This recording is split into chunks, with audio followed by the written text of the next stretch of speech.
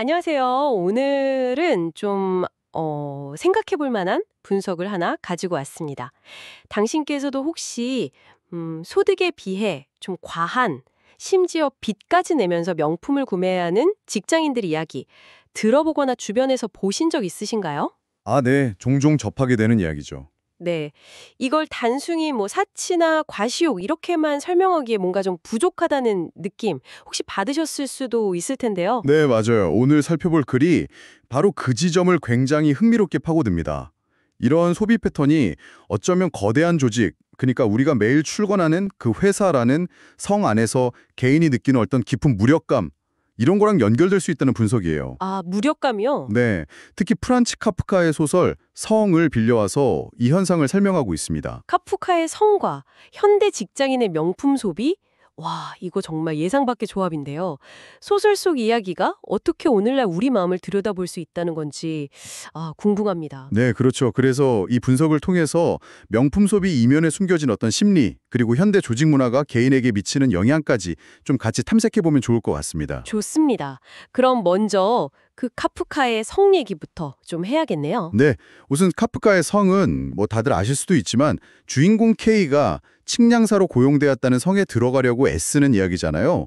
근데 그 성은 접근이 거의 불가능하고 내부 시스템은 굉장히 불투명하고 때로는 비합리적으로 작동하는 곳으로 그려지죠. 맞아요. K가 아무리 노력해도 그 거대한 구조 앞에서 계속 좌절하고 무력해지죠. 바로 그겁니다.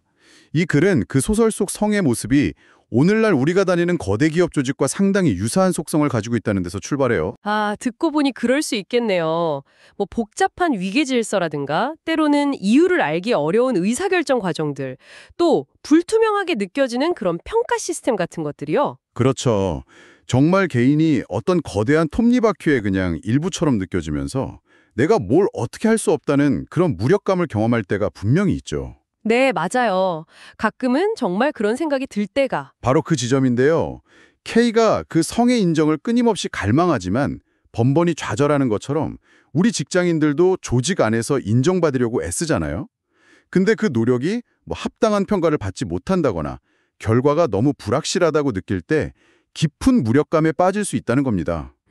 내 의견이 그냥 묵살될 때라든지 아니면 좀 비합리적이라고 생각되는 지시를 따라야만 할 때, 그럴 때 정말 그렇죠. 내 가치가 뭔가? 이런 회의감까지 들고요. 네, 그런 통제 불가능한 환경이 계속되면 내면에 어떤 빈 공간, 공허함 같은 게 남기 쉬운 거죠. 그렇군요. 그럼 이런 내면의 공허함이나 무력감이 느껴질 때 사람들은 보통 어떤 식으로 반응하게 될까요? 특히 이 글에서 주목하는 명품 소비는 여기서 어떤 역할을 하는 걸까요? 이게 일종의 보상 심리가 강하게 작용한다고 보는 거예요. 조직, 즉 성 안에서는 채워지지 않는 인정 욕구나 자존감을 성 밖의 영역, 그러니까 소비를 통해서 채우려는 시도라는 거죠. 아, 성 밖에서의 보상. 네, 특히 명품이라는 게 좀 상징적인 의미가 있잖아요. 불확실하고 때로는 불공정하게 느껴지는 그 조직 내 지위와는 달리 외부에 즉각적이고 아주 명확하게 자신의 가치나 능력을 보여주는 그런 상징처럼 기능할 수 있다는 겁니다. 회사 안에선 내가 뭐 별거 아닐지 몰라도 나는 이런 걸 살 능력이 된다. 뭐 이런 식의 무언의 외침 같은 걸까요? 그렇죠. 비슷한 맥락입니다. 조직의 인정이라는 건 굉장히 불확실한 보상이잖아요. 언제 어떻게 올지도 모르고. 근데 명품 구매는 즉각적이고 확실한 만족감을 주죠. 잠시나마 내가 뭔가 통제하고 있다는 느낌? 그런 통제감을 되찾는 느낌도 줄 수 있고요. 아, 그럴 수 있겠네요. 확실한 만족감과 통제감. 하지만 이게 개인의 경제적 능력을 넘어서 빚으로까지 이어진다면 그땐 정말 문제가 심각해지는 거 아닐까요? 네, 바로 그 지점이 이 분석에서 가장 날카롭게 지적하는 부분입니다. 빚을 내는 행위 자체가 그 개인이 느끼는 무력감과 공허함이 얼마나 깊은지를 보여주는 어떤 절박한 신호일 수 있다는 거예요. 신호요? 네.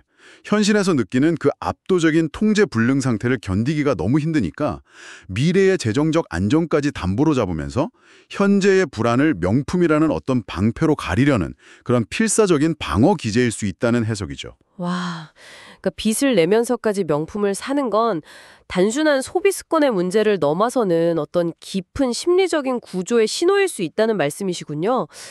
상당히 심각하게 들리네요. 그렇습니다. 하지만 아시다시피 빚으로 쌓아올린 나라는 성은 결국 위태로울 수밖에 없죠. 그 일시적인 만족감 뒤에는 더 큰 현실적인 족쇄가 따라오게 되고 이건 결국 또 다른 통제 불능 상황으로 이어져서 근본적인 무력감을 오히려 더 심화시키는 악순환을 만들 가능성이 높습니다. 카프카의 K가 그 성의 미로 속에서 결국 안식을 찾지 못했던 것처럼 빚을 얻은 위안 역시 영원할 수는 없겠군요. 네, 그런 셈이죠. 결국 오늘 저희가 살펴본 이 분석은 일부 직장인의 과도한 명품 소비 현상이 단순한 물질적 욕망이라기보다는 거대한 조직 시스템 안에서 개인이 느끼는 어떤 깊은 소외감, 그리고 존재 가치에 대한 불안감의 발현일 수 있다는 점을 시사하는군요. 맞습니다. 카프카의 소설이 쓰인 지 100년이 넘었는데도 여전히 현대인의 이런 심리적 고통과 그로 인한 어떤 행동 패턴을 이해하는데 굉장히 강력한 은유를 제공한다는 점이 참 인상 깊죠? 네, 정말 그렇네요. 이 관점은 당신께서 주변에서 보시거나 어쩌면 스스로 경험했을 수도 있는 그런 소비 패턴 이면에 숨겨진 좀 더 깊은 차원의 이유를 생각해보게 만드는 것 같습니다.